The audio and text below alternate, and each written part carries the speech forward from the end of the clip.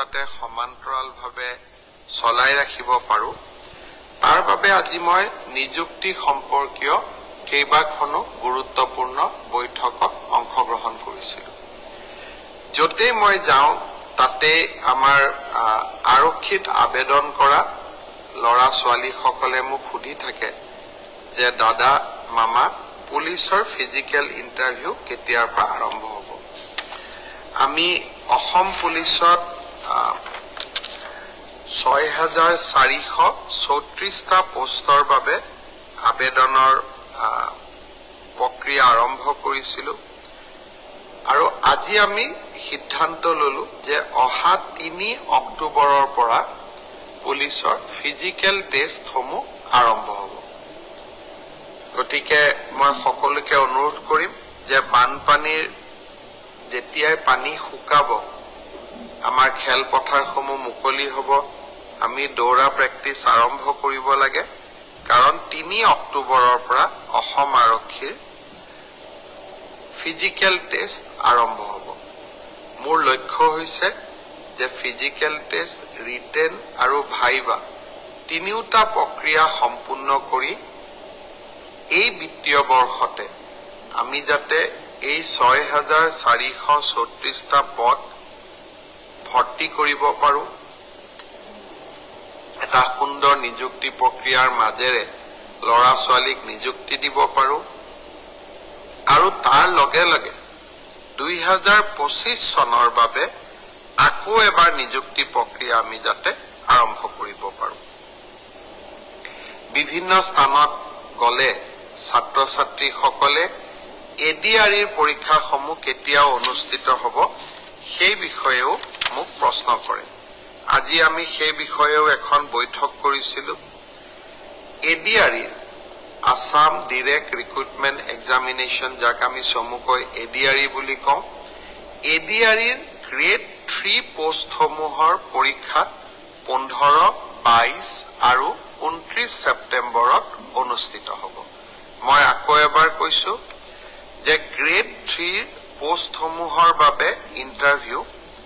15, 22 আৰু 29 সেপ্টেম্বৰত অনুষ্ঠিত হ'ব এই পৰীক্ষা এবাৰ লোকসেৱা আয়োগে পতা পৰীক্ষা আৰ্হিত হ'ব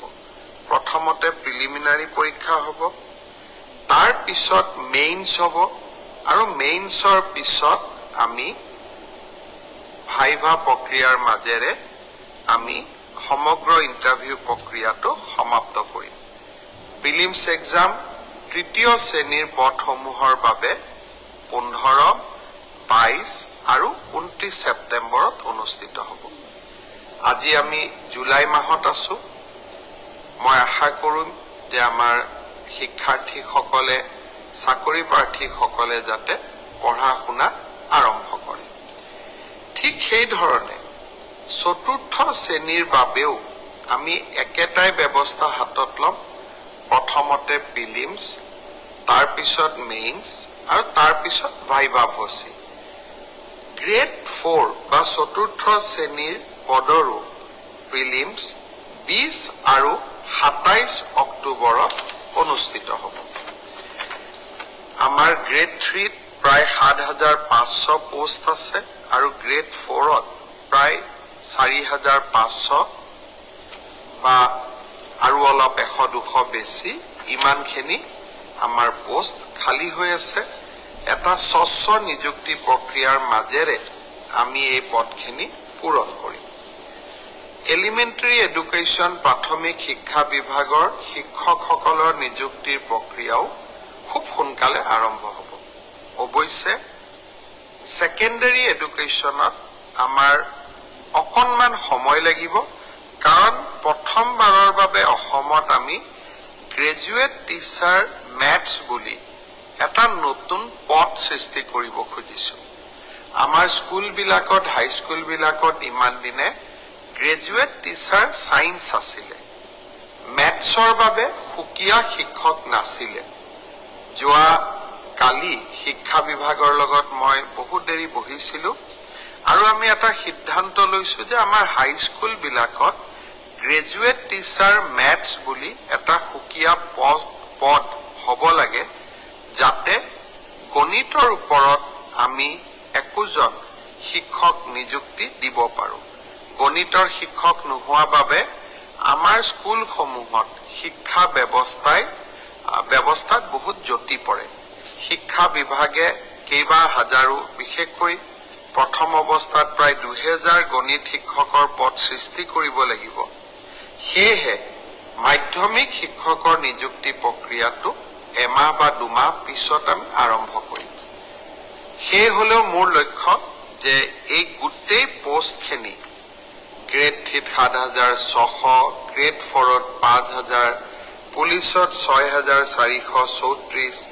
এলিমেন্টাৰী এডুকেশ্যনত 5550 গৰাকী শিক্ষক সেকেন্ডাৰী এডুকেশ্যনতো প্ৰায় 8000 শিক্ষক এই গোটেই অৰ্থাৎ প্ৰায় 35000 নিযুক্তি আমি মাৰ্চ মাহ বা এপ্ৰিল বিশেষকৈ বহাগ বিহুৰ আগতে আমি শেষ কৰিব খুজিছো ছাত্ৰ ছাত্ৰীসকল যুৱক যুৱতীসকল নিকা নিযুক্তি মোৰ দায়বদ্ধতা আছিল বহু সময়ত বহুতে কয় যে মেৰিটত নিযুক্তি পাইছো চৰকাৰক কিয় খাতিৰ কৰিব লাগে